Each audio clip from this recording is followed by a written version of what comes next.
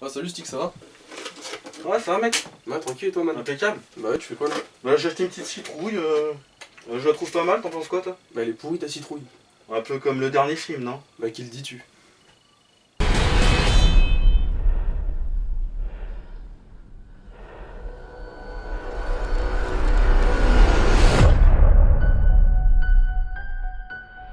T'es venu jusqu'ici pour me tuer, alors te gêne pas, vas-y.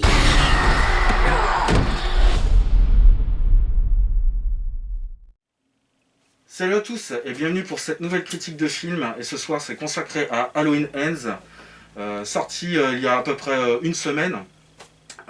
Donc un film réalisé par David Gordon Green. Et aujourd'hui je suis en compagnie de Pablo Escobar.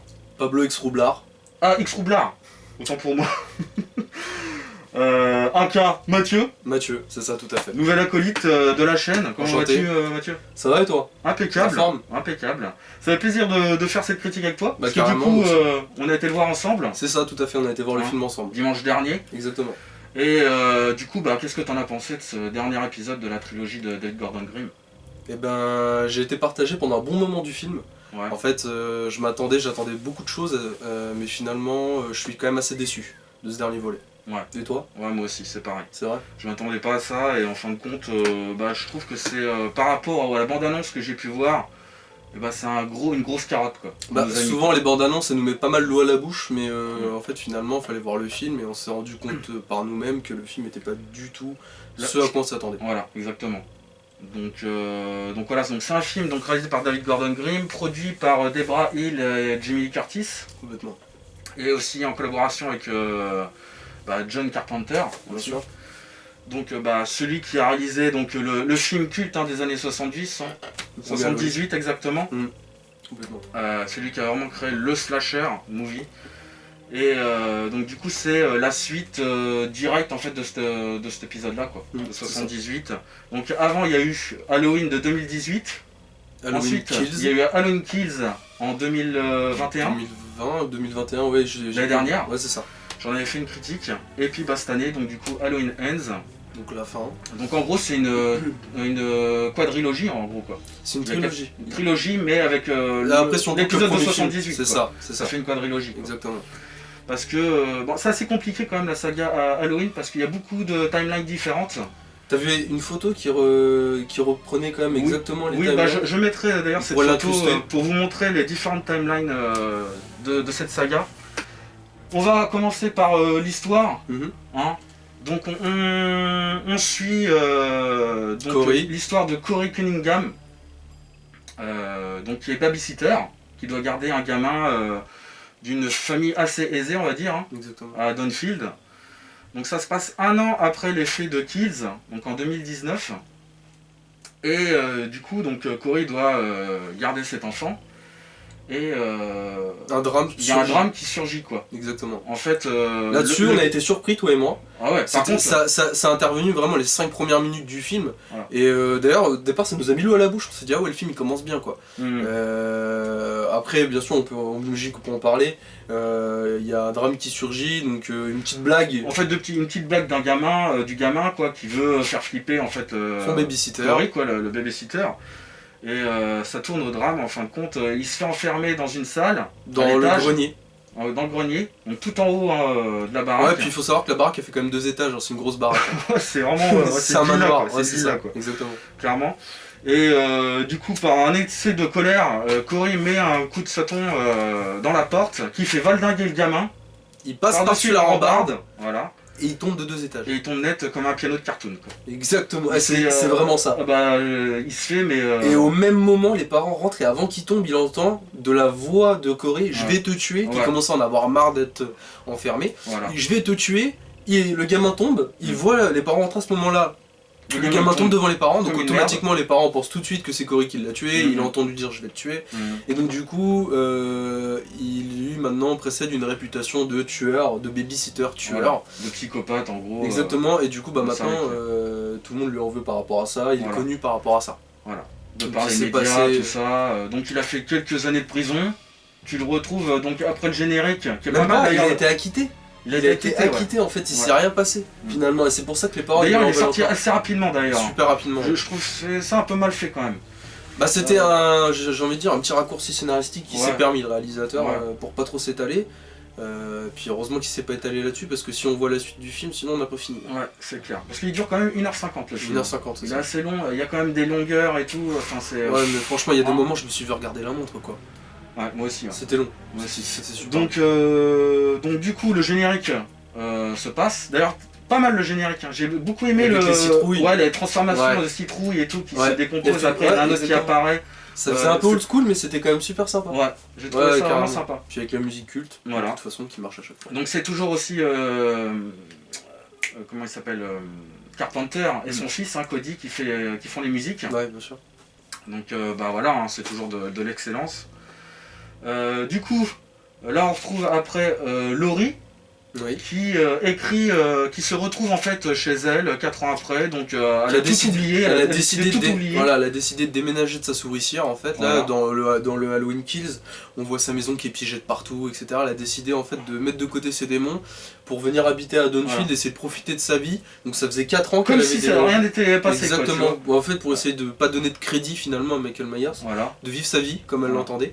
D'oublier le mal quoi. D'oublier le mal, exactement, et du coup elle a habité à Dawnfield et ça fait 4 ans que tout se passait très bien, et pour ce Halloween là... Donc on la voit écrire ses mémoires.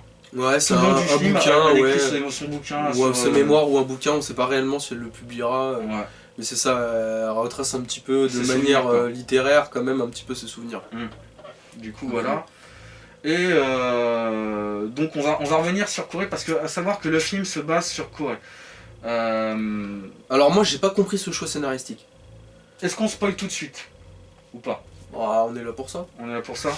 Donc déjà tout de suite Michael Myers, vous le voyez 5 minutes dans le film quoi. Clairement. Hein, donc si votre intérêt de voir le film c'était de voir Michael Myers faire un dégât, c'est pas la peine. Ah non, c'est pas la peine, vous allez être énormément déçus. Franchement je crois que la première fois, j'ai regardé ma montre exprès pour pouvoir leur dire dans la vidéo, la première fois qu'on le voit, je crois la première apparition c'est au bout d'une heure. Au bout de 45 ou 50 minutes. Et voilà l'apparition de merde en plus, pardon.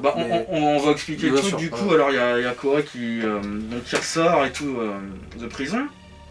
Et donc le mec est fiché, hein, il est catalogué par tout le monde comme quoi c'est un tueur, le babysitter tueur, ouais c'est ça. Voilà. Et c'est là qu'il rencontre donc la fille de Jamie Lee Curtis, de Laurie Strode, en gros. Et il crée un lien. Il crée un lien d'amour. À l'hôpital en plus, de manière, ils se sont rencontrés en fait pour expliquer, il s'est blessé, Jamie Lee Curtis passait dans le coin, enfin Laurie Strode passait dans le coin. C'est à savoir qu'elle est infirmière, sa fille. C'est ça, sa fille est infirmière, donc comme Laurie voulait que sa fille rencontre quelqu'un, elle l'a apporté aux urgences où se trouvait sa fille. Elle l'a réparé, etc. Et puis du coup en fait c'est créé un lien comme ça, et c'est comme ça qu'en fait leur rencontre apparaît dans le film. D'ailleurs je trouve que c'est assez mal foutu parce que c'est trop brusque. Leur relation, je trouve que c'est mal écrit quoi. Ouais. En fait il y a des gros problèmes d'écriture dans le film quoi. Je trouve que c'est trop à la va-vite, il y a manque de cohérence. Il y a manque de cohérence, puis surtout quand on voit que le film il se base à 90% sur Corey et par conséquent la fille de Laurie Strode, et que Michael Myers il est complètement délaissé dans ce film là, c'est vrai que nous on s'est regardé un moment mais en fait où est-ce qu'il veut aller en fait finalement avec... On était en train de se dire finalement ça va être Corey qui va être le personnage principal, il va se passer des choses etc. Parce que forcément quand tu insistes à ce point là sur un personnage, au bout d'un moment c'est sûr qu'il va avoir un lien très important dans ce film là. Et on l'a bien vu effectivement par la suite quand on a rencontré au bout de 50 minutes Michael Myers. Voilà. Donc il a eu des petits problèmes avec certains jeunes de la ville. Qui l'harcelaient. Concrètement, qui se foutaient de lui, etc. Et puis au bout d'un moment tu commences à en avoir marre. Au bout d'un moment ils se battent et tout au-dessus d'un pont. Il se fait renverser par ce groupe de jeunes. Et du coup il se retrouve un peu assommé au sol. C'est ça. Près d'un sorte de bidonville. C'est très américain, vous savez, les grands ponts comme ça où en dessous il y a beaucoup de SDF qui viennent s'y mettre, c'est très américain. Et en fait ils tombent de ce pont et ils tombent sur une petite colline qui l'emmène plus ou moins sous le pont où il y a les SDF, un caniveau et une bouche d'égout. C'est ça. Et il se retrouve emmené pendant qu'il est dans le coma. Il se fait happer par quelqu'un et dans la bouche d'égout. Dans la bouche d'égout quoi. C'est ça. Et il s'y réveille. Voilà. Et qu'est-ce qu'il voit? Michael Myers. Qui le saisit comme ça. Voilà, à travers le mur de l'égout. Exactement. Et du coup il se regarde dans les yeux. Il y a un eye contact qui se fait. Eye contact quoi. Et apparemment Michael Myers voit le mal en fait en lui. ce qu'on peut comprendre, hein, c'est ça. Hein. C'est ça, en fait. Il voit quelqu'un de pas stressant en fait en soi, et du coup il le relâche. Et le laisse partir. D'ailleurs, le SDF, lui, voit sortir Corey, le saisit, lui dit pourquoi toi il t'a laissé vivre et pas les autres, qu'est-ce que t'as fait, etc. Il essaie d'en finir avec lui, mais bon. On voit bien effectivement que tous les autres qu'il a amenés dans le caniveau sont jamais ressortis. Lui, par contre, il a réussi à en sortir. Et là, on se questionne justement de pourquoi en fait. Pourquoi lui est sorti ou pas. Alors, on peut comprendre plein de choses. Comme tu l'as dit, eye contact, il a vu peut-être le mal en lui, ce qu'il était capable de faire, donc il s'est dit j'aurais peut-être besoin de lui pour plus tard et vous comprendrez pourquoi. Ou alors, en parlant de ça justement, il y a peut-être cette espèce de passage de génération, Michael Myers qui a quand même pas mal morflé les derniers films, et qui se dit finalement je pourrais peut-être pas faire les choses tout seul, donc je vais avoir besoin de quelqu'un, et je pense qu'en lui il y a du potentiel en lui, et je vais pas le finir. Du moins, je vais pas le tuer maintenant. C'est ça en gros. On s'est questionné pas mal là-dessus, on n'a pas réellement la réponse, c'est beaucoup d'hypothèses. Après, vous piochez, vous en faites ce que vous voulez, quoi. Et donc, de fil en aiguille, il avance, il commence à péter un câble, à force. Hein, à force de se faire harceler, etc., il commence à avoir un petit peu les idées noires. Voilà. Par ses amis, par sa famille, tout ça en fait, hein, les mauvais retours. Parce qu'il a aussi une famille particulière, notamment sa mère, qui est complètement dégénérée. Et je pense que depuis son plus jeune âge, ça n'a pas dû l'aider. Donc je pense que tout ça, mis bout à bout, c'est des éléments qu'on peut prendre en considération pour former psychologiquement un monstre en fait, un peu comme Michael Myers finalement. Ouais, c'est ça. Ensuite, alors, les événements se passent, il commence à péter un câble. Et là, il pense de plus en plus à la mort. À la mort, et à lui, même je pense qu'il se questionne sur lui-même. Je le vois notamment dans une scène où, après s'être fait tabasser par les fameux jeunes en question, là, le groupe de jeunes, il rentre chez lui complètement défiguré, en sang, sa mère essaie de l'attraper, il veut pas, il s'enferme à double tour, etc. Et là, il se regarde dans le miroir, comme dans beaucoup de films, c'est des scènes qui se font beaucoup. Il essaie de se laver le visage, il se regarde après dans le miroir, et là tu vois que là, à ce moment-là, il a changé. Là, c'est plus le même homme, tu sens que là, il y a quelque chose qui s'est brisé en lui. Ou qui s'est formé, ou qui s'est peut-être même créé, et on le prend comme on le veut finalement. Et à ce moment-là, le film prend un autre tournant. Maintenant, Corey, c'est plus le petit jeune homme qui se fait bousculer, ça devient l'antagoniste. Le mec badass, le mec, c'est bon quoi, il a sans scrupule maintenant, vas-y. Voilà, exactement. Celui qui me fait chier, je l'en parle quoi. Exactement. Voilà. Donc du coup, on avance. Laurie Strode veut l'aider. Elle le ressent. Mais elle commence à ressentir quelque chose de pas très bien dans ce garçon quoi. C'est ça, un peu comme elle le ressentait avec Michael Myers, je pense qu'elle a fait vite le lien, que finalement il y avait des similitudes entre ces deux personnages, ce qui fait que finalement, du fait qu'elle ressente ça, elle s'en méfie beaucoup, on le voit même dans plusieurs scènes où elle l'observe, elle l'espionne dans sa voiture de très loin, et après elle va lui rendre une petite visite. Voilà. Sa petite fille tombe amoureuse de ce garçon. Exactement. Hein, elle est complètement en love. D'ailleurs, on se l'est dit tout de suite en regardant le film, c'est vraiment hyper rapide. On s'est dit, mais la meuf elle est tombée accro direct. C'est genre. En fait, à l'américaine quoi, les gars. Ah ouais, c'est ça, c'est quelque chose d'incroyable. À peine sorti de l'hôpital, ils avaient déjà un rencard. Elle lui a nettoyé sa coupure. Ah ouais, c'est ça. Coup de foudre à Haddonfield. Elle s'est fait nettoyer, elle lui a nettoyé ses blessures.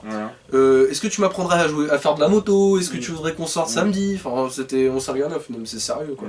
C'était super rapide, mais bon, voilà. Donc elle est tombée in love directement du personnage. Et ils se gravitent autour, ils veulent plus se lâcher quoi.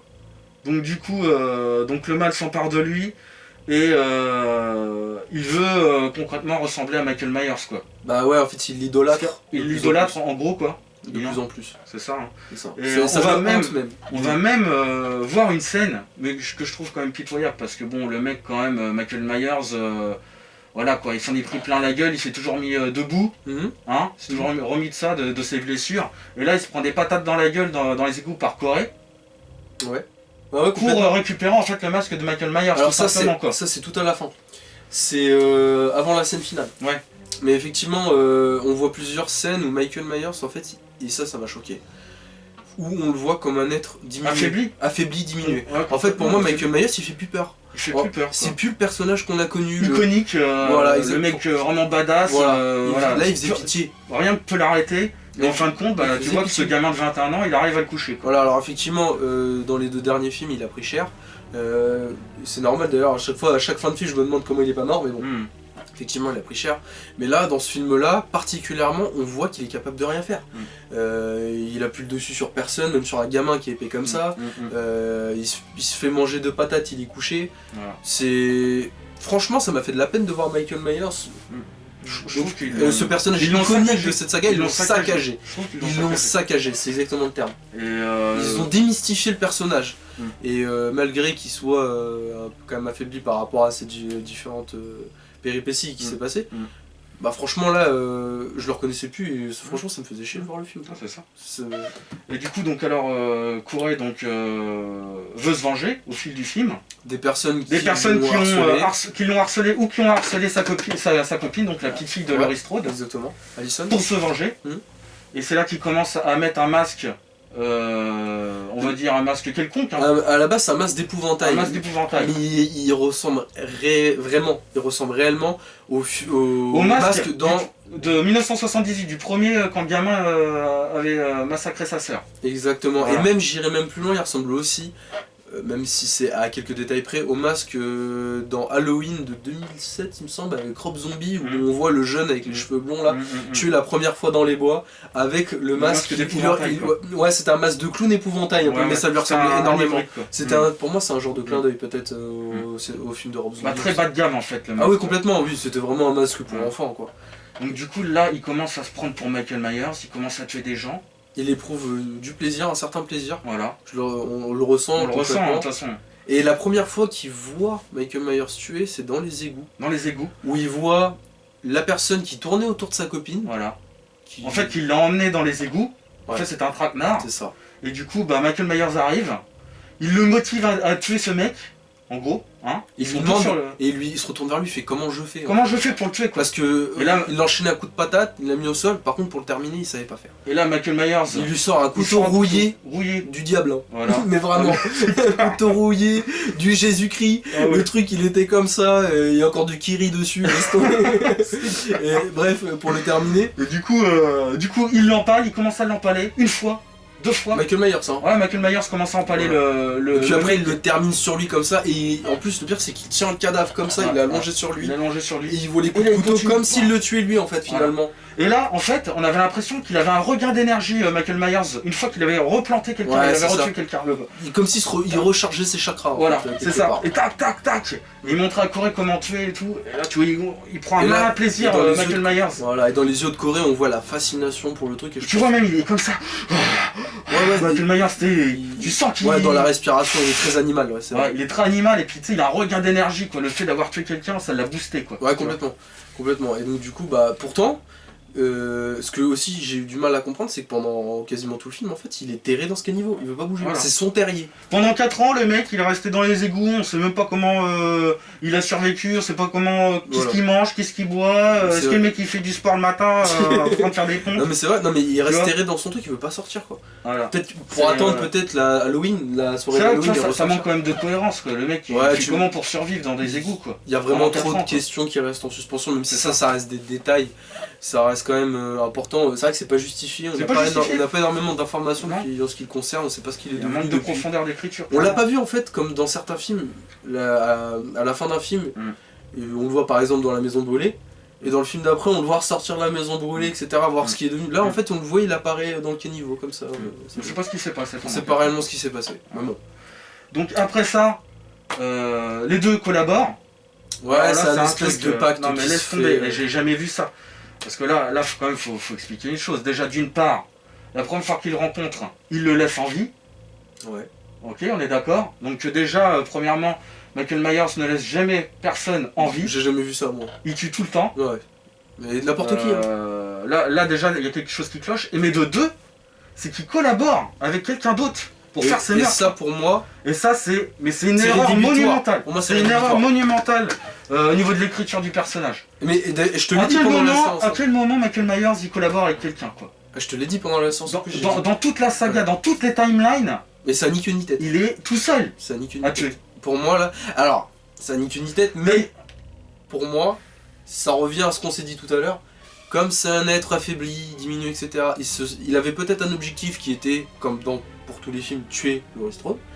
Et comme physiquement parlant il est plus là, il s'est peut-être dit que je vais avoir Peut-être, lui il va m'aider peut-être à m'emmener à Laurie Strode, peut-être. Parce que peut-être qu'il est un peu faible psychologiquement et je peux peut-être me servir de lui, ou alors il est... Mais franchement, franchement, il y a un problème parce que déjà, dans celui de 1978 de John Carpenter, il y a Dr. Loomis qui dit cet être du mal n'a aucun sentiment, n'a aucune empathie.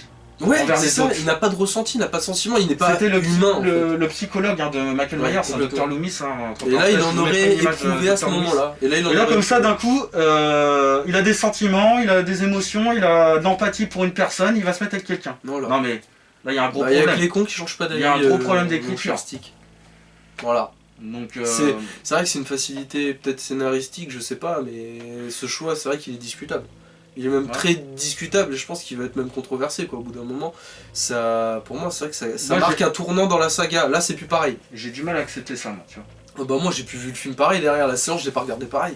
À partir du moment où j'ai vu ça, j'ai dit bon ok d'accord, allez. Bon j'attends la fin du film et puis on verra bien, mais concrètement là je voyais plus le Halloween qu'on voyait avant. Donc là les morts s'enchaînent, d'ailleurs il y en a une qui est très bien. Il n'y a même pas tant de morts que ça. Non, il y en a pas beaucoup. Non. Il y en a vraiment très peu pour un Halloween. Par contre, c'est quand même regrettable déjà. Pour un slasher. Ouais, pour un slasher. Mais d'ailleurs, on n'a pas l'impression que ça soit un slasher le film. Non. On est plus devant un thriller. Ah, exactement. On est plus devant un thriller qu'un slasher. D'ailleurs, la première chose que je t'ai dit avant même qu'on aille voir le film, c'est tiens, il est interdit qu'au moins de 12 ans. Donc ça annonce la couleur. C'est pas du tout un film d'épouvante ou un film d'horreur. Hein. C'est clairement un thriller. Ouais, c'est sûr. Et du coup, donc ils enchaînent les meurtres. Il y en a une qui est pas mal, quand ils tuent le DJ là. Ouais, à la radio, là, d'Enfield. Le gérant de la radio là. Ouais. Exactement. Ah ouais putain. Et il lui pète la tronche sur la table. Et tu vois la mâchoire qui pendouille comme ça. Si vous trouvez l'extrait sur internet, ou je sais pas si on pourra la mettre, j'en sais rien, mais en tout cas c'est vrai que il lui éclate la tête. C'est vrai qu'elle est assez jouissive quand même. On voit la mâchoire exploser, il lui coupe la langue. Et après il lui coupe la langue au ciseau. La langue elle tombe sur le tourne-disque. Voilà. Et elle a fait sauter le diamant à chaque tour, etc. Bon, c'était marrant quand même. Je pense que c'est peut-être une théorie là-dessus. Ouais, je pense que c'est un message, c'est clairement peut-être une satire de la société, comme quoi, en gros, les médias sont là pour faire peur aux gens, au peuple, à rendre angoissant en fait les événements, quoi, les choses, quoi. Et les faire les mettre en avant, quoi. On les fait taire d'une certaine manière, quoi. Ouais, c'est sûr. Donc, je pense que c'est un message du réalisateur. Non, c'est totalement probable. Ça se tient bien. Donc là par contre on est arrivé déjà au moment du film où t'as déjà eu quelques morts, où t'as déjà Michael Myers qui a déjà tué 2-3 personnes, et puis surtout Cory qui commence à s'enflammer aussi un peu là. Voilà. Et aussi on peut remarquer dans le film il y a quand même pas mal de références à Halloween de 78, des plans, des scènes qu'on revoit un peu en remplaçant Michael Myers par Cory. Et aussi certaines morts les très peu qu'il y a de Michael Myers. Qui sont quasiment similaires au premier épisode quoi, de 78 quoi. Il y a quelques clins d'œil. Il s'en est inspiré pour tellement de choses déjà, je pense. Il s'en est inspiré pour tellement de choses. Après, c'est vrai que comme tu l'as bien souligné, il y a quand même très peu de morts pour un Halloween quoi. Sachant que Halloween, Michael Myers, il a eu pendant longtemps le record du nombre de meurtres dans une saga, plus de 100 victimes, etc. C'est clair. Là franchement c'est pitoyable quoi. Mais bon. Voilà, si vous attendez à des morts... c'est pas un film... En fait, il faut regarder ce film-là comme, en fait, la fin d'une saga qu'on a aimée et qu'en tant que fan, on voulait regarder. Mais pas comme les autres Halloween, faut pas s'attendre à la même chose, quoi, finalement. Du coup, assez déçu, hein, du nombre de morts dans le film. Pas que du nombre de morts, c'est déçu de pas mal de choses. Même de beaucoup de choses. Si tu veux qu'on fasse la liste, déjà je suis assez déçu de l'image de Michael Myers et puis surtout du temps qu'il a à l'écran, du peu d'intérêt qu'on lui consacre. Parce que finalement c'est Cory qui prend tout l'espace. Tout le monopole du film. Tout l'espace. Il y a également le nombre de morts, parce que bon, on va quand même voir un film d'horreur, et qui plus est un slasher, donc on va voir un petit peu aussi, on attend un petit peu. On attend un petit peu de coups de couteau. D'hémoglobine, s'il vous plaît. Donc là franchement on était un peu dégoûté, donc finalement c'est plus tellement un slasher, c'est comme tu l'as dit, plus un thriller. En fait, t'as l'impression que c'est sur deux films en fait. Parce que on a l'impression que pendant 1h30, ça se passe sur Corée, le film. À la fin, forcément, il doit se dire Michael Myers, faut qu'on en fasse quelque chose. Et les 20 dernières minutes, c'est sur Michael Myers. Il dit, il va falloir qu'on fasse quelque chose. Donc, au bout d'un moment, effectivement, Michael Myers, il rentre en scène, mais bon, de quelle manière? Donc là, on arrive vers les 20 dernières minutes, là où ça commence à bouger. Hein. Ouais, complètement. Donc là, on a vraiment l'impression qu'on est dans un autre film, là, qu'on est vraiment dans un film d'horreur Là vraiment on suit la suite de Michael Myers, tu vois. Tu retrouves les plans typiques. Les plans typiques. Puis il était temps, quoi, j'ai envie de te dire, au bout d'une heure et demie de film. Fallait que Parce qu'on a vraiment l'impression qu'il est sur 2 films en fait. Ah bah ouais. 1h30 c'est consacré à Corey, et les 20... Puis c'est un duo, les 20 dernières minutes, c'est Corey et Michael Myers. Voilà. Mais bon, fallait quand même qu'on rende à Donc, César ce qui est à César. Corey zigouille tout le monde, et là... Tous ces agresseurs, ouais. Voilà, à la fin, il s'occupe de Laurie Strode, il va chez elle carrément. Ouais, directement. Ouais. Directement. Et c'est là qu'on voit donc Laurie Strode un peu en dépression, on va dire, a fait style, hein. Bah ouais, en Elle fait, en finalement, dépression. parce qu'en fait, Allison ne veut pas veut toujours rester en contact avec Corey, Voilà. ne veut pas la mettre de mettre de côté malgré les recommandations de Laurie, lui disant Voilà. que c'est pas quelqu'un de bon, c'est quelqu'un C'est qui n'est pas bon pour elle, qui peut lui faire du mal, etc. Et elle voulait l'aider, mais il n'en a pas voulu. C'est ça. Et elle a dit bah c'est pas grave, je l'aime quand même, qu'on se barre ensemble, etc. Donc elle préparait ses affaires. Donc, il Elle y a une voulait scission, partir. il y a une scission entre les deux, entre Laurie Voilà. Strode et sa Ouais, fille. une fissure, voilà. Elle voulait partir, elle était en train de faire ses affaires pour s'en aller. Voilà. Et Et c'est là que Corey débarque. elle est partie de la maison. Voilà. Et là, nous, on n'est pas au courant en tant que spectateur, on la voit triste, attristée. Toute seule dans la maison. Elle est dans son bureau, Voilà. et puis là, Et là commence à sortir un flingue de la commode. de son. Ouais, c'est ça, son coffre-fort. Elle enlève son collier. Ouais, c'est ça. Alors, Ses elle lunettes. appelle d'abord la police, Oui. disant bonjour, j'aimerais signaler un suicide à son adresse. Voilà. Elle raccroche. Et comme on l'a vu avec le pistolet et en larmes, on s'est dit bah ok, donc elle a jeté l'éponge en gros. Donc là, clairement, on la voyait mourir quoi. Ouais, clairement. On a l'impression qu'elle va se suicider, que c'est fini pour elle. Elle a enlevé sa petite croix, donc Voilà. son collier, sa croix, quoi, elle l'a posé. Comme si du coup elle voulait pas mêler Dieu à ça, enfin en gros, Exactement. vu que c'est le péché dans la religion, le suicide, C'est ça. donc elle a enlevé sa croix, etc. Donc franchement c'était bien tourné. Mm. Et là on entend un coup d'arme à feu, et par terre une citrouille Donc éclatée. là on est hors champ. Hors champ, On entend complètement. Un Oui. bruit d'arme à feu. Ouais. Et on est dans les yeux en fait du tueur, Exactement. en fin de compte. Et le tueur qui est Corey. Voilà. Il rentre, il a le masque de Michael Myers. Ouais, parce qu'il allait lui prendre, comme tu l'as dit tout à l'heure, dans les égouts en lui mettant Voilà. 2 patates, en l'étalant au sol. Donc Laurie pense que c'est Michael Myers qu'elle a en face de lui. Ouais. Donc elle lui met 2 bastos. Boum, ça le met à la renverse, ça En fait lui- tomber de la rambarde En lui disant, du tu pensais premier étage. vraiment, en lui disant tu pensais vraiment que j'allais me suicider, et là Ouais. bam bam, 2 bastos, il tombe à la renverse, C'est il ça. tombe par terre, il est dans un mauvais état, Voilà. elle lui enlève le Elle lui masque, enlève et le bah masque. c'était Corey. Et c'était Corey Cunningham. Du coup, Corey veut absolument Allison. comment dire, Allison. Ouais c'est ça. En fait, clairement en fait lui, il est aussi amoureux d'elle qu'elle est amoureuse de lui, ils sont fous amoureux l'un de l'autre en C'est fait ça. finalement, enfin, c'est une espèce de relation passionnelle malsaine, et finalement bah il y a Laurie qui lui dit tu l'auras pas, etc. C'est pas possible. C'est pas possible. Comme elle a déjà appelé la police en disant qu'elle y allait avoir un suicide, la police était en route. Donc lui il allait finir en prison quoi, avec le masque de Michael Myers, Ouais, le c'était couteau, fini pour lui, quoi. c'était fini pour lui. Et lui il a dit, je vous l'ai déjà dit, si je ne l'ai pas, personne ne l'aura. Voilà. Il se met un coup de couteau dans la gorge, Il se suicide. il se suicide comme ça, Voilà. elle enlève Du coup- le couteau, elle a les mains pleines de sang, Voilà. le couteau dans les mains, les flics est Et censé là, à arriver. ce moment-là, il y a sa petite fille qui couvre la porte d'entrée. Et là, bah Et là, on forcément, voit Laurie Strode avec le couteau, les mains en sang, en face du cadavre de Corey. ouais, en retirant la lame de sa gorge, là Et, franchement tu peux pas penser à autre chose que c'est elle qui l'a tué. Voilà. Et finalement, bah, du coup, il a essayé de la niquer, de l'avoir quoi. Mhm. Et là, effectivement, il y a Allison qui rentre, et puis bah là, qu'est-ce que tu as fait, etc. Donc au départ, elle l'a pas cru, elle s'est barrée, Elle s'est barrée de elle, nouveau. elle est repartie, donc Mhm. pour fuir un petit peu tout ça, et Mhm. elle l'a laissé tranquille. Donc de son côté, elle fait sa petite vie dans sa maison, elle nettoie ses mains pleines de sang, Voilà. etc. Et Voilà. qui c'est qui arrive? Qu'est-ce qui arrive? Michael Myers. Enfin, Voilà, enfin. la confrontation finale. Au bout de 1h40 de film, Ouais, c'est ça, ouais, grosso modo, c'est ça y est, c'est- ils se voient et l'affrontement commence. Mm. J'ai trouvé ça très expéditif. Ah ouais, franchement, c'était... Euh, La scène fight, c'est 3 minutes. Ouais, c'est ça, 3 minutes. Et Parce qu'après, il y a le générique, et puis le et générique... clairement, c'est pas exceptionnel non plus, quoi. Un coup de poil dans la gueule, Ouais, de c'est- frigo. C'est très film à l'ancienne, du si je me cache dans le placard, je te vois arriver dans le reflet. Mais même les plans, ils sont pas fous en fait. C'est mal filmé. C'est des je plans trouve. qu'on a revus plein de fois. Puis je trouve c'est mal filmé en fait, ça va dans tous les sens, c'est mal foutu. Ouais, j'ai pas été convaincu en fait de cette... Même si j'étais quand même content de voir un peu d'action quoi. Ouais, il y avait de l'action. On s'est contenté de peu en On fait s'est finalement, contenté de peu, exactement. comme spectateur. Mais... Donc là, il se passe quoi? Il se passe que, boum, Laurie Strode lui met un coup de couteau dans les mains. Ouais. Voilà. Et en fait, il lui plante la main sur le plan de travail. Bon, on vous passe les détails de la bagarre, on va pas vous la refaire. Voilà, mais en gros, boum, elle lui renverse le frigo sur la gueule. Après Michael Myers, il est sur le plan de travail, il bouge plus parce qu'il a la main accrochée au couteau. Finalement, il a les deux mains plantées. Il est crucifié sur le plan de travail. Voilà, c'est ça, il est crucifié, exactement. Et puis, du coup, c'est là qu'elle enlève le masque. Voilà. Elle voit vraiment pour la première fois en fait. Ouais. Ou la deuxième fois plutôt. Parce qu'elle voit son visage dans le 1 en 78, vers la fin elle l'enlève aussi son masque. Donc du coup, voilà, elle lui taillade les veines. Alors ouais, dans un premier temps, elle lui ouvre la gorge. Ensuite elle lui taille les veines du poignet, comme ça on est sûr, il n'y a pas de débat. Voilà. Même malgré qu'on se soit dit, ça se trouve il va encore trouver un moyen pour être rendu sur des trucs de ouf. C'est clair. Mais bon là il était cliniquement, enfin il était mort en fait. Voilà. Ouais. La police arrive sur les lieux. Ouais.